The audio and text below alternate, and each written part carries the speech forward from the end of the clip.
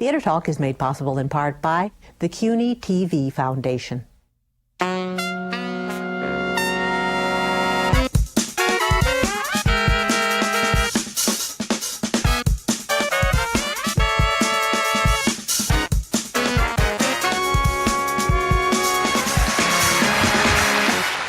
To quote an old friend of ours, Tony Randall, sometimes they stand.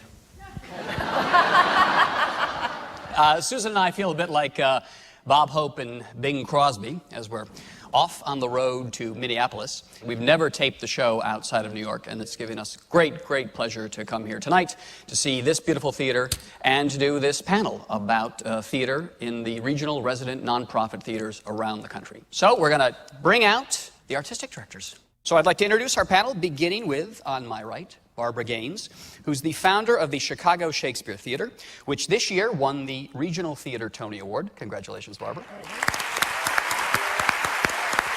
Barbara, I should say, has directed more than 30 Shakespeare plays. And I must ask you, which is the most difficult Shakespeare play to direct? The one I'm doing now. And that is? Well, it will be the Scottish play. Ooh.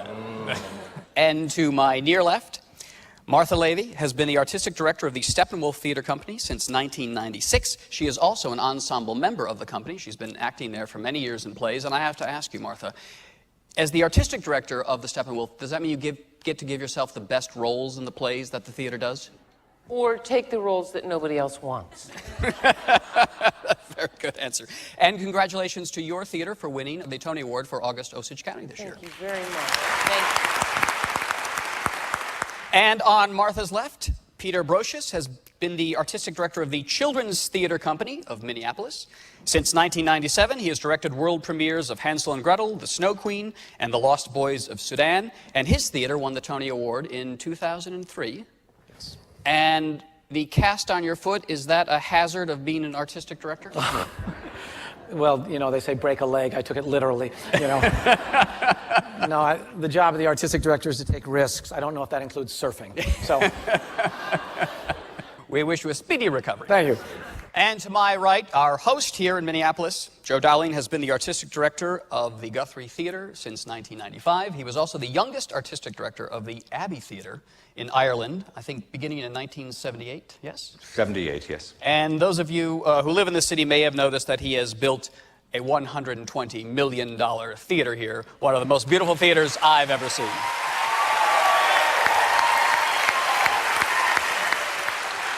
$125 million. That last five was hardest to get. On that front, I cover Broadway, mainly for the New York Post, and I keep hearing from producers and investors and theater owners that the economic climate has changed radically in New York. We went through a boom time in the city where shows made a lot of money. I hear now that advance ticket sales have completely fallen off. Money is becoming very difficult to raise for Broadway shows. There are a lot of people worried in the commercial theater about what the economic times are going to bring. And I'm curious, Joe, what do you see the challenges and the troubles that are going to hit the nonprofit theaters if this economy continues to get worse? The challenges are always going to be divided into different categories. I mean, the artistic challenges are to stay as vibrant as one can in difficult economic times. I think the issue, though, is fundraising is one of the most difficult things. You really have got to go out and do it on an annual basis. You've got to continue to do it. And when people's net worth reduces, then their giving reduces. And so I think all of us in the not-for-profit theater have to ensure that we get the correct balance between what we're raising in the private sector and how we're earning it at the box office. I think as we deal with difficult economic times, that balance may be skewed more in the direction of box office. Now, Martha, you're going to be sort of protected from this environment because of that cash cow, August Osage County, raking in the money on Broadway and touring the country, right? So you're going to be just fine? August Osage County and its commercial manifestation does generate some income, but it's certainly nothing that is, you know, sustaining in any central way. I mean, I think, you know, Joe has it just right. It's a question of really sort of calibrating the earned income and the contributed income and being mindful of that. I guess the other thing to say about it is that then it offers an opportunity also to be innovative in how one reaches audiences, speaks to them. I think the thing that I can't imagine any of the artistic directors here feeling that it was producing a different demand artistically. Are you beginning to notice it at your theater, the economic downturn? Luckily, because we're in the not-for-profit world, is that we have, I think probably all of us have a very, very loyal subscription base. And as long as we are doing excellent work, I hope we continue to keep that base. But I think, to go back to something you said, Martha, these are the times that try men's souls. And we have a great ability here to bring in new people by taking bigger risks. I think this is the time for bigger risks. This is the time to do something you've never done. This is the time to just reach out creatively and be audacious, quite frankly. What Barbara says is so true. Communities like Minneapolis, and I'm sure Chicago, see a profound value in the role of cultural institutions like the Guthrie and the Children's Theater and Steppenwolf and Chicago Shakes. I mean, we add value in a way that I think people understand, and so they're willing to support it and invest in it. So that's safe to say then that we're not going to sort of take the Disney production of Little Mermaid, should it be passing through Minneapolis in your theater, to pay the rent in these troubled economic times? No, thank you. Those wheelies are safe on Broadway. No, but there is a Broadway series here downtown, and I hope the Little Mermaid does come, and I hope that the opportunity for people to see work on the road and has the chance to witness the variety of theatre. We have a range of things here, and we welcome visiting companies. But there are things that tour the country now, as the founder, Tyrone Guthrie, said in his book, which people really shouldn't be being exposed to. And I don't know if this will make air. The Little Mermaid may be one of them, that this isn't quite worthwhile. Bring back the censors, right? No, I mean, the crime of the commercial theater in New York is its theme. Some of it, I mean, you have your wonderful play. Some of it is You alone. theme park material. You know, tourists are going there, and there are really things that you look at and I say, I wouldn't take my intelligent child to this. But that's a choice you have. You Yes. can take them to that, or you can take them to other things. And what I'm saying is, I think we sometimes make distinctions between commercial theatre and not-for-profit theatre that are essentially bogus. The idea of creating work, whether it's for the commercial theatre or the not-for-profit theatre, that allows audiences to come and view live performance, I say bring it on. Let's have more live performance. But even work that's created primarily to make money and to sell subsidiary toys and lunchboxes. Well, you mentioned The Lion King earlier Yeah. on. You talked about The Lion King actually started here in Minneapolis. Its first outing was here in Minneapolis.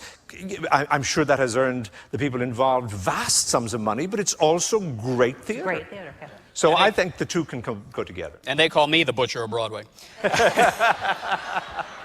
On this subject of mixing the nonprofit with the commercial, now, I don't get a sense that any of your theaters have done this, but there are nonprofit theaters out there that I have noticed seem to be very happy to lend themselves to commercial producers as tryout houses for Broadway-bound shows to get enhancement money from these commercial producers. Barbara, is that something that nonprofit theaters should be getting involved in? I don't think you have to go that way. I mean, I think all of us would love a big fat Broadway musical to start at our theater so it could be a great source of income for the theater. But I think the really great thing about not-for-profits, which you don't really get a lot of in for-profit, is that, I'll just give you an example. The last play of the last season, we did Troilus and Cressida, not one of Shakespeare's top 10. Big commercial hit. Big, a lot of Broadway huge, producers huge. headed to Chicago to see that Right, one. the producers were waiting in line to Troy. One of them called it Toyota and Cressida. But, wait. So my However- friend Barry Weissler was out to Chicago. That's right. But what I'm saying is we get to take bigger risks because of our dear subscribers. Peter, at your theater, I've noticed Broadway, as Susan points out, increasingly represents a theme park. A lot of shows for children. In fact, I went to the Mall of America here in Minneapolis, and the Mall of America resembled a set for many Broadway shows that I see now. It's been the source material. You do children's theater. Has there ever been the pressure, the temptation to do something that, in the Broadway climate of today, that is aggressively going after family audiences, you could do and send to New York and make a pile of money for the theater? Well, we originated a show called A Year with Frog and Toad, which had... I don't believe that made a pile of money on Broadway, though. So much money, I can't even talk about it on the air. But we received enhancement money to do that, and so yes, that was a nice thing to have that money. Yes, it was nice to take it to New York. And some pieces, we do that, but our focus is on serving this audience. And if people want to come in and see that it can have another life, that's all sweet. Well, your experience, Martha, with August Osage County. Now, Tracy Letts does not set out to write that play thinking, I'm going to go to Broadway and make a lot of money and win a Tony Award. But when do you begin to realize, in the run of a play like that, that play is going to have a life beyond your theater, and indeed could make the transition from a non-profit theater to a for-profit theater? When does that happen? When do you begin to realize that there's a market for this beyond your non-profit arena? The 3 different New York producers come and say, may we move your show? I mean... With blank checkbooks and ready to go? Well, again, just as Peter's saying, we always do our work for our theater and our audiences, and come what may. And I think that, you know, in general, and it does not happen very frequently, but if the energy around that show is such that it wants to have another life, it becomes evident. But I think trying to engineer that is a fool's game. For one thing, who would say, oh yes, this 13-character play with no known actors, brand new play, here's your ticket, baby, go. You know, it doesn't make any sense. So many things on Broadway now are done with market groups involved, and that they're trying, that something that doesn't make any sense doesn't occur to them. Right. They take the element A and element B and put them all together and think, oh, this should be a hit now. It's not just marketing, is Yes. it? It's art. It's the brilliance of actors in August Osage County.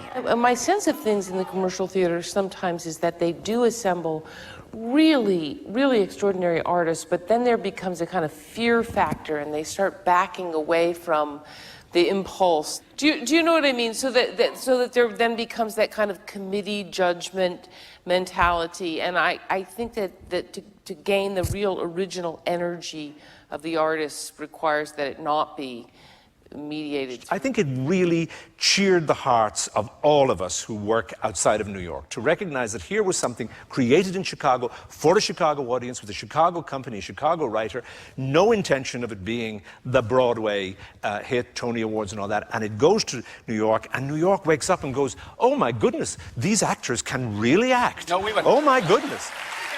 Being a Broadway columnist, it wasn't until August Osage County that I realized there were theaters that were not in Times Square.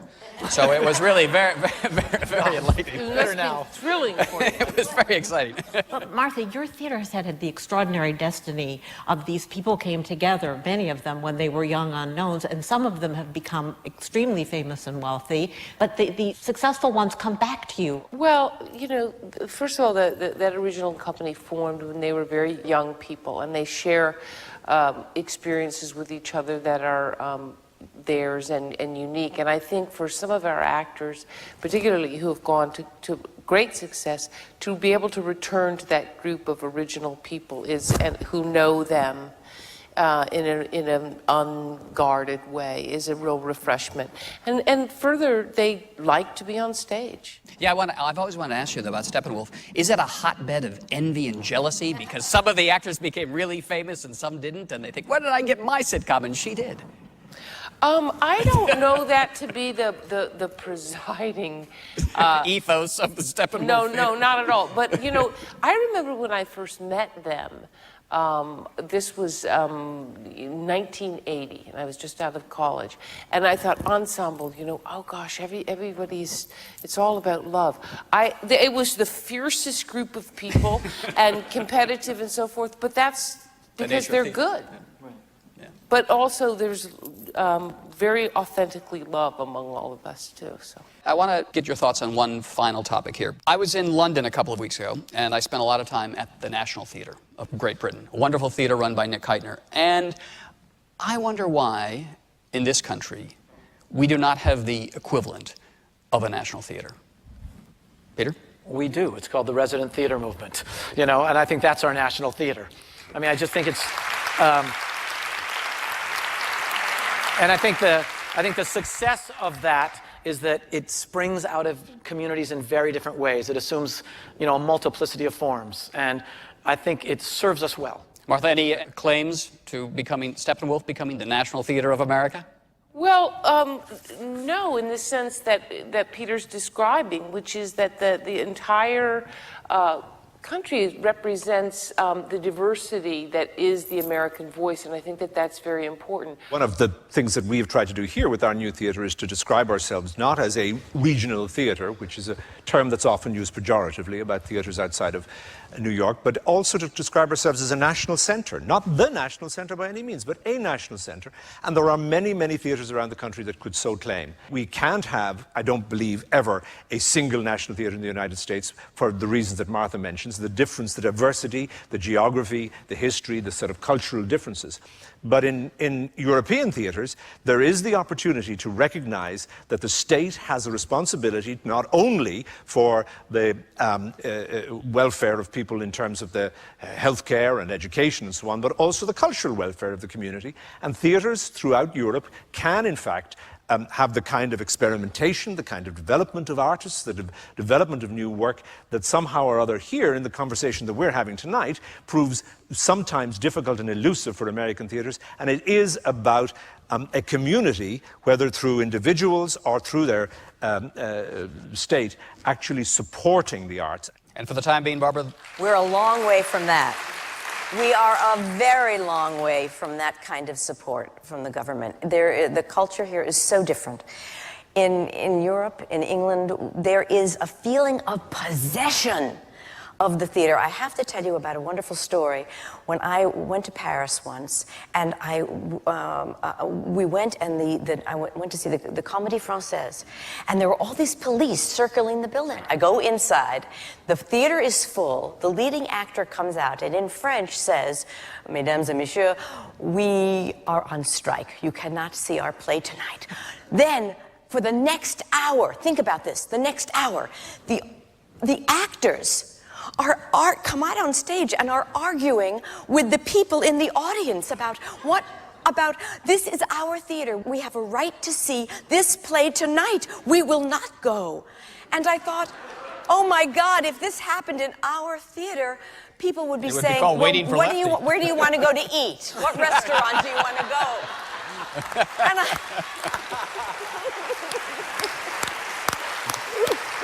Well, don't you worry about that. Sarkozy's come in and he's going to break those unions, and every actor's going to have to work 16 performances a week.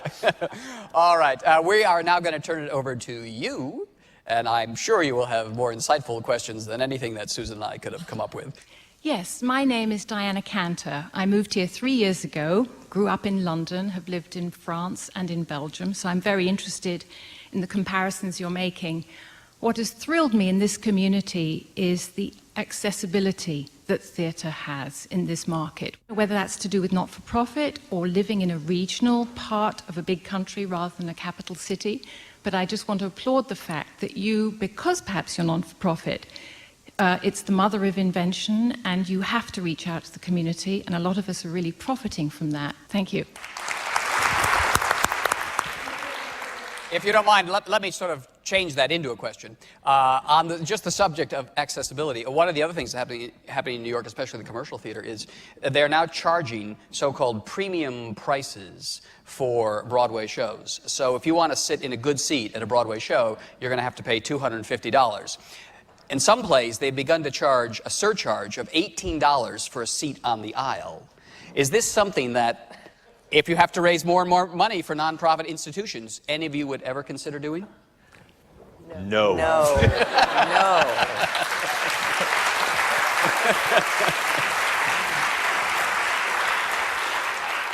But we might charge them for an extra luggage. Right. Question, ma'am. Yes, I wanted to ask in terms of your marketing, because there is such a an impact with the computer world and the internet world. Is there any sort of thought about how to promote this to bring younger people in?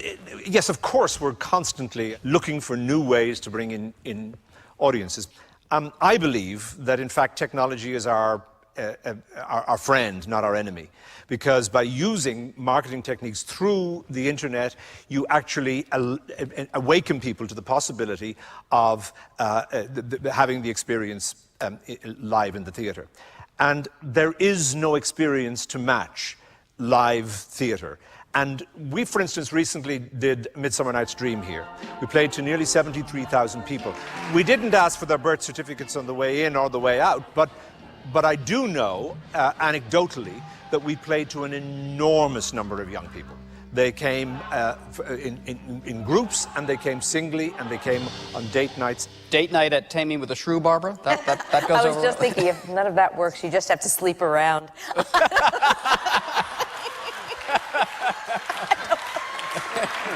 Sleep around night at the resident theaters across America.